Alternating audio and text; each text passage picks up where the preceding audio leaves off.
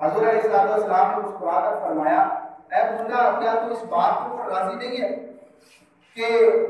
رب تعالیٰ تیری یہ جو نعمت ظاہر ہے اس کے بدلے آخرت کے اندر تجھے جنت کے اندر داخل فرما دے، اس نعمت کے بدلے تجھے جنت کے اندر داخل فرما دے گا اگر تو نبی اس دنیا سے جائے گا۔ حضرت عبداللہ ابن مکتوم رضی اللہ تعالیٰ عنہ کہنے لگے یا رسول اللہ صلی اللہ علیہ وسلم جنت تو ہمیں آپ کے وسیلے سے مل ہی جانی ہے، تو اس دنیا کے اندر مجھے آتے بھی رب تعالیٰ سے جو ہے وہ عطا فرما دیجیے۔ تو حضور علیہ السلام نے پھر دیکھا کہ یہ صحابی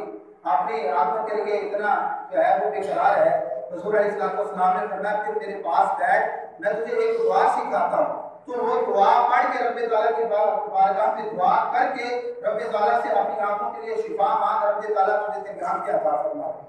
حضرت عبداللہ ابن مکتوم کو جو حضور علیہ السلام نے الفاظ دعا کے سکھائے،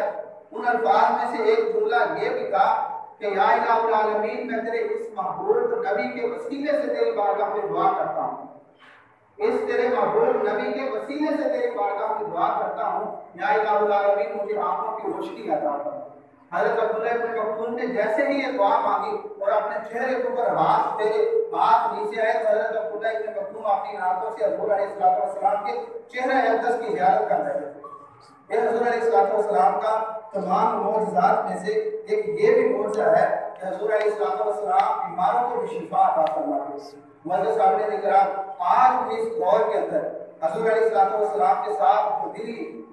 اور قلبی عقیدت اور محبت رکھتا ہے،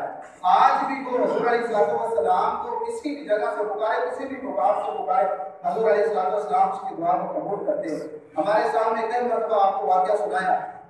آخری واقعہ آپ کے سامنے عرض کرنا چاہوں گا کہ قصیدہ بردہ شریف ہم میں سے ہر ایک بندہ جانتا ہے قصیدہ بردہ شریف کیا ہے، ہر بندہ جانتا ہے۔ اس کے پیچھے پس منظر اس قصیدہ بردہ شریف نام رکھنے کا ایک نام ہے۔ اس نام کو بردہ شریف کا نام چادر والی نام قصیدہ اس کو دیا کہ اس کی وجہ کیا؟ حضور علیہ السلام کے جان نثار امتی تھے، حضور علیہ السلام سے بڑی محبت کرتے تھے۔ حضور علیہ السلام کی بارگاہ میں قصیدہ لکھا اور انہوں نے کہا کہ میں جا کر حضور علیہ السلام کے روزہ نظر کے اوپر یہ سناؤں گا۔ اس سے پہلے آپ کے جسم کے اوپر فالج اور راضہ ایسا لائق ہوا آپ بیمار ہو، چار پائی کے اوپر پڑ گئے، وہ قصیدہ آپ نے لکھا ہوا اپنے سراہانے رکھا ہوا ہے کہ کب مجھے شفا ملے میں روزہ رسول کے اوپر جاؤں اور اپنے محبوب کو جا کر روزہ رسول کے اوپر کھڑے ہو کر یہ قصیدہ سنا۔ اب دل کے اندر یہ حسرت اور محبت بھی ہے، اور یہ محبت بغیر کسی لالچ کے تھی، اور یہ عقیدت آپ کے دل کے اندر بغیر کسی لالچ کے جو ہے وہ بسا ہوگی۔ اب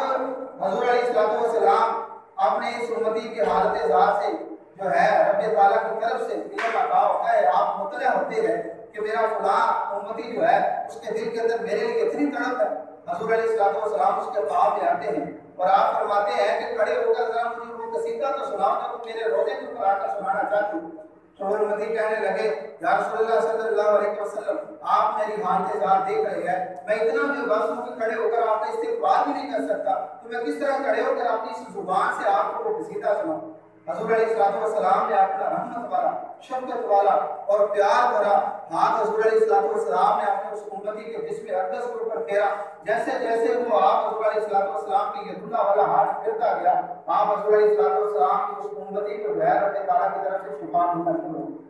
آپ کھڑے ہو کے تندرست ہو۔ حضور علیہ السلام نے فرمایا آپ میرا قصیدہ سنو۔ سارا قصیدہ حضور علیہ السلام کی بارگاہ میں خواب کی حالت میں حضور علیہ السلام نے سنا۔ جب جانے لگے تو قدموں کے اندر گرے، عرض کیا رسول اللہ شفا تو دے دو۔ لوگ جانتے تھے کہ یہ بیمار ہے، اٹھ چل پھر نہیں سکتا، رات یہ حالت ہے، صبح جب لوگوں کے درمیان چل پھر کر جاؤں گا تو لوگ کیا کہیں گے؟ حضور علیہ السلام نے فرمایا کہہ دینا میرے نبی آئے تھے خواب میں رات کو آئے تھے اور یہ کرم کر کے تشریف لے کر چلے۔ انہوں نے عرض کی یا رسول اللہ لوگ نہیں مانیں، لوگ دلیلیں مانگیں۔ آپ حضور علیہ السلام نے اپنی چادر مبارک عطا فرمائی۔ آپ نے فرمایا جب لوگ دلیلیں مانگنے لگے لوگ یقین نہ کریں تو انہیں یہ میری چادر دکھانا اور کہنا حضور علیہ السلام تمہارے لیے اپنی چادر میرے پاس چھوڑ کر گئے اور مجھے شفا بھی عطا کر کے گئے۔ صبح ہوئی تو وہ چادر لوگوں کو بھی دکھائی، وہ نعت وہ قصیدہ جو حضور علیہ السلام کی تعریف کے اندر لکھا گیا تھا، اسی قصیدے کو حضور علیہ السلام کی اس چادر مبارک کی طرف نسبت کرتے ہوئے اس قصیدہ کا نام رکھ دیا قصیدہ بردہ شریف، یعنی کہ اس چادر والا قصہ، اس چادر والا قصیدہ جو حضور علیہ ने अता की। तो मौजूद साहब ने जो कहा आज भी हुजूर